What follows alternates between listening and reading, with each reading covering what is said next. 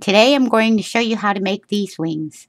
These are made using the same technique as the previous tutorial, except for they are not baked, and there's just some twists that are done to it. You'll be able to use this technique on any of the wings available at my website, and the link is down in the description, as well as I'll put a pop-up here. Okay, these are the tools that we're going to use to get started. We got a couple pair of pliers, some nippers, and some wire, a pair of scissors, and the printouts of the wings from my website. It's a Sobo glue that I'm going to use again, but whatever glue you like is fine. Since this isn't going to be going into the oven, we don't have to worry about any heat sensitivities. And now I'm going to go ahead and cut out 2 wings to get started. Now, like I showed you on the previous tutorial, you have to be real careful and cut along the very top part of the wing, because we're going to use that edge to fold it in half and line it up. Now, I'm going to speed through this whole process and not get into the details because I put all that information in the previous tutorial.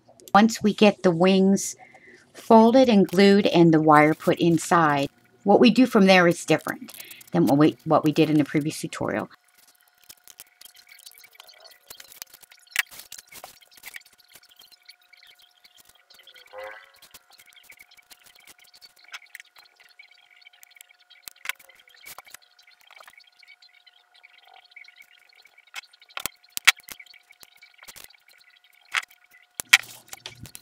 Now for the first wing, I'm doing the wire basically the same as I did in the previous tutorial. I'm just lining it up so that it fits inside the wing. I want to make sure that I've got plenty of margin around it so that the glue will hold on the outside of the wire and the inside of the wire. And also these wings have little holes around the outside, so I want to make sure I've got room for my holes that I'm going to punch there. So this is pretty much the same, just lining it up and getting it to the right shape. Then you just want to make another wire the same shape for the other wing.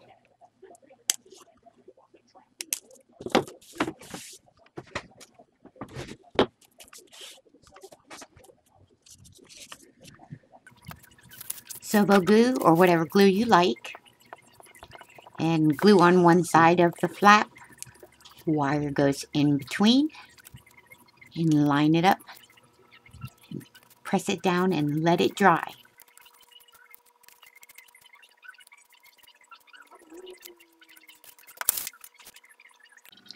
Once both wings are dry, you're going to want to trim out the rest of the wings.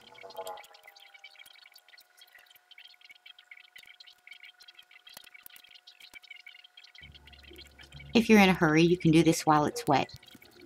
But the paper is thicker when it's dry and it's easier to get a nice cut.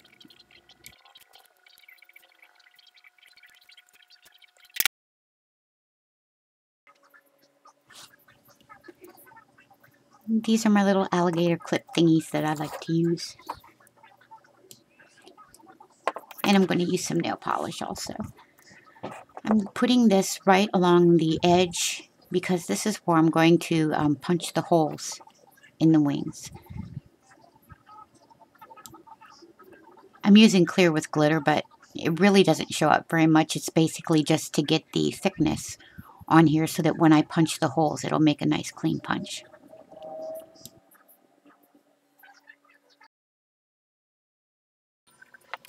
Once the nail polish is dry, I'm going to punch holes out on the ends of the wings. This will just be for decoration to make it pretty.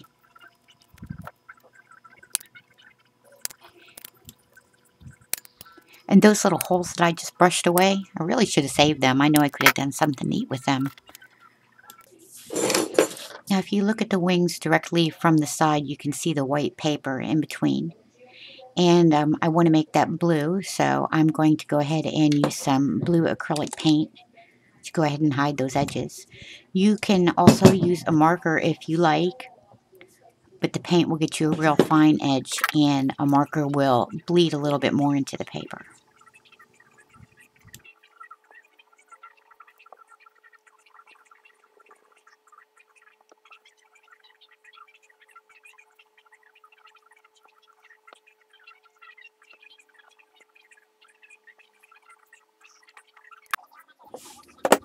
I am going to use a marker for the holes though.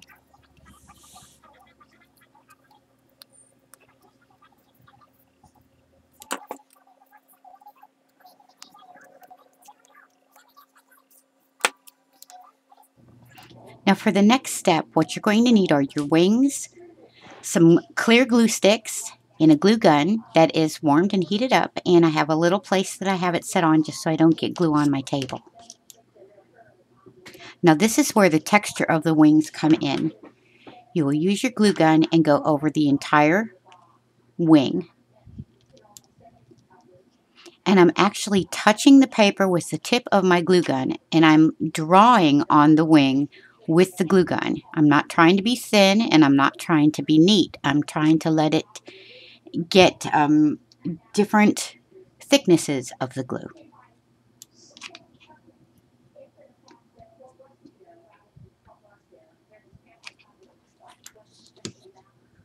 Then I will turn it over and do the same thing on the other side. But let's see if I can make this so you can see it at all. It's pretty shiny. There you go.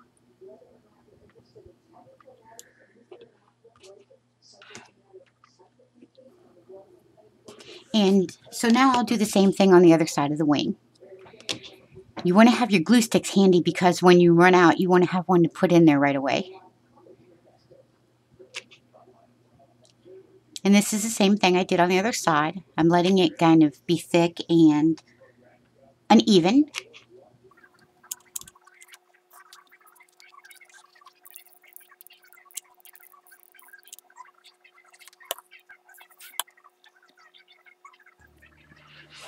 Okay, now while I'm letting this one cool and I'm working on the other wing, let me tell you what using this hot glue does. Number one, it makes the wings nice and thick, which is cool. It gives it a texture. And also, another thing that it does is it makes the texture of the wings slightly tacky. So that means that you can use a mica powder or a chalk on it and it will stick without adding any kind of glue. You can put a light coat of that, and that's what we're going to do after we get done doing this.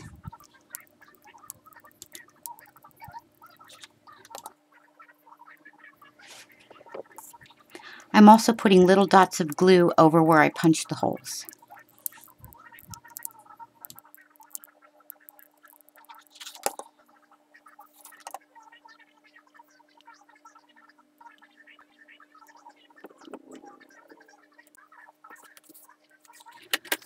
Okay, now these are pebbles.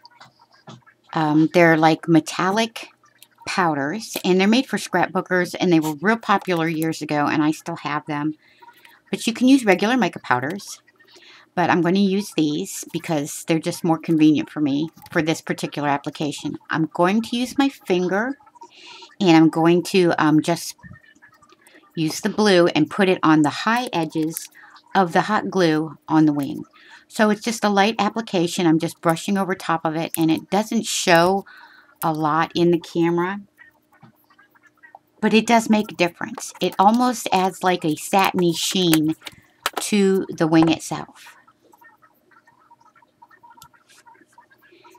Now, even though using the hot glue, it does give the texture of the wings enough bite to hold onto the powder, it's not permanent. It could be, if somebody wanted to put these underwater, which I don't know why they would, they could wash that powder off. So once I am done putting that on both of the wings, I'm going to use a clear glaze and just put it very thick and very lightly over top of the entire wing. And that will make the powder stay, and it will also cover up any part of the wing that doesn't have powder on it so that it is no longer tacky.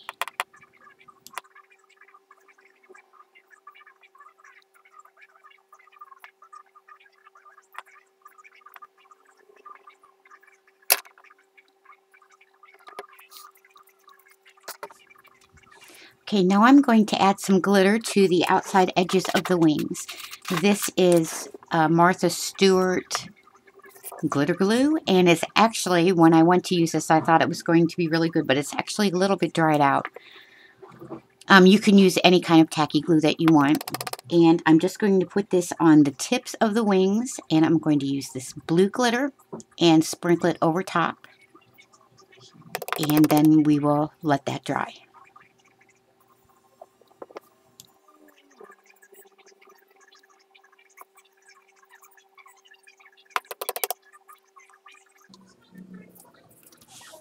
Okay, now that these are dry, the glitter, there's still some glitter on it that's loose. And instead of blowing the glitter off, I'm going to go ahead and put some glaze over top of it to make it stick down, because I like it to be more glittery than less glittery.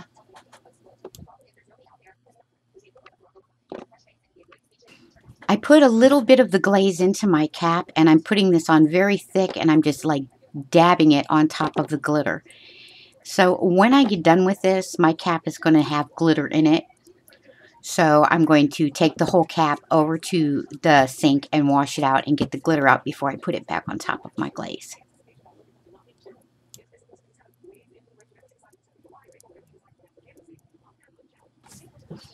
Now, of course, I do that on both wings, and I'm going to set it aside and let them dry. And that is pretty much the end of this tutorial.